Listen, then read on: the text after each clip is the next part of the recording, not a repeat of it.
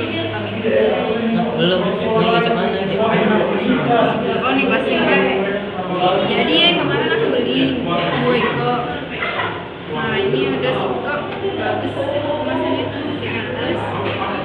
Terus iko tadi yang beli kok jadi jelek kayak ini sih?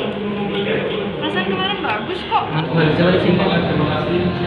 Nggak mau makan itu. Jelek soalnya. Kalau kayak gini Be. Ini kan tak apa, ini kan cuman kotak luarnya tuh yang rusak, yang dalamnya kok masih bagus nih dia. Jadi ya isi dalamnya juga masih bagus, masih bisa dipakai. Nah kalau misalnya percaya, coba kita lihat.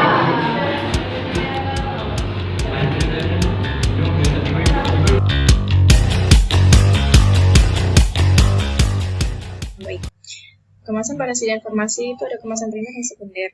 Nah, apa itu kemasan primer? Kemasan primer itu adalah kemasan yang berbatasan secara langsung dengan sediaan atau zat aktif dari obat tersebut.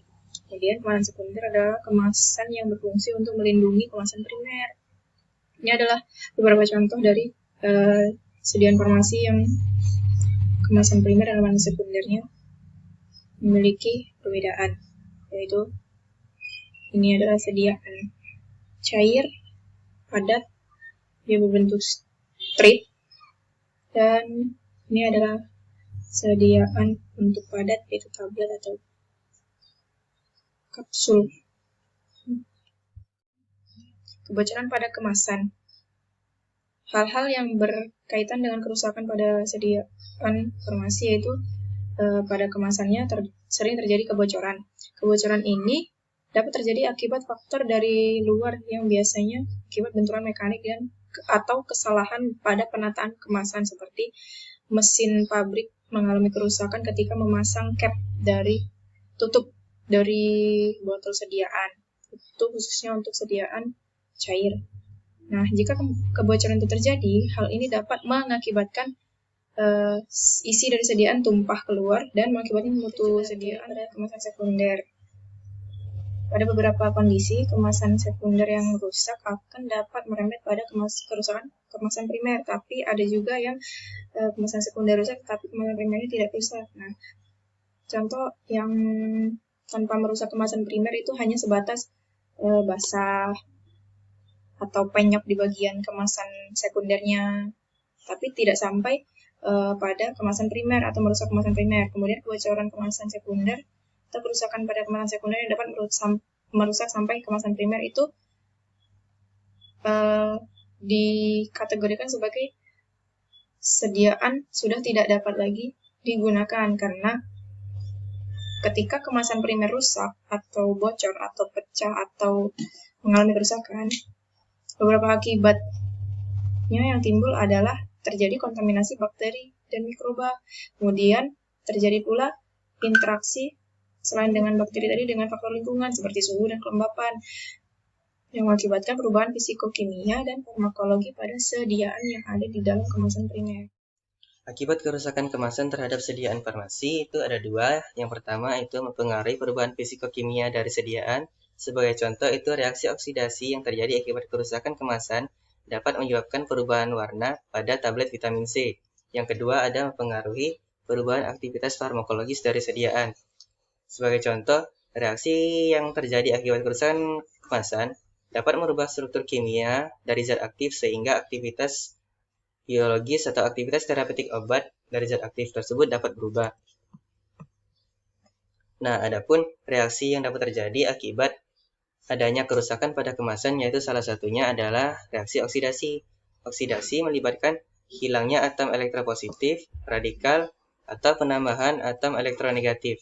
Nah, dalam mekanismenya, proses oksidasi dapat terjadi melalui dua mekanisme, yaitu reaksi secara autooksidasi dan reaksi oksidasi tanpa penambahan atom oksigen.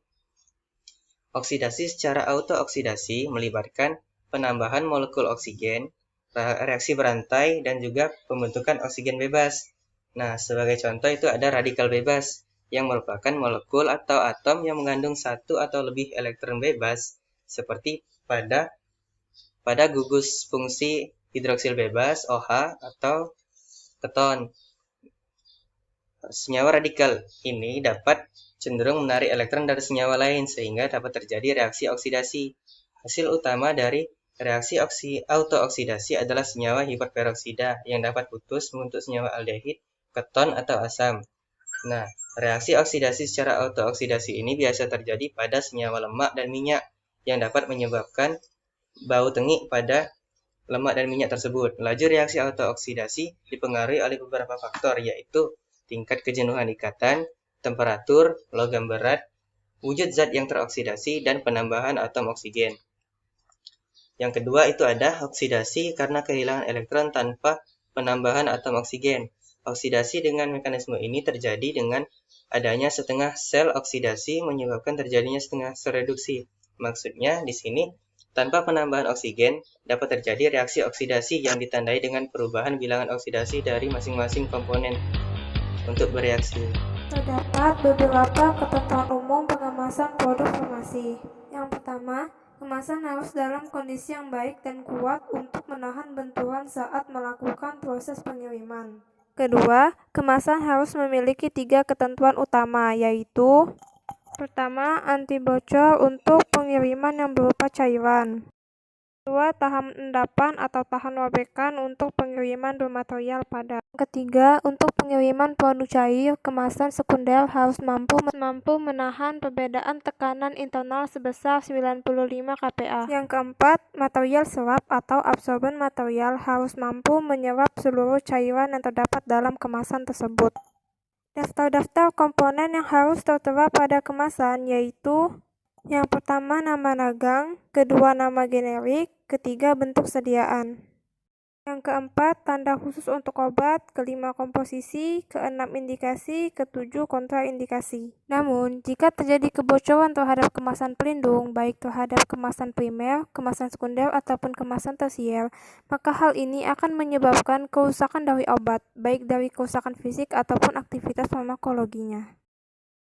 Terdapat berbagai kemungkinan interaksi antara kemasan primer dengan material kemasan produk farmasi, seperti 1. Pelepasan bahan kimia dari perlengkapan material kemasan.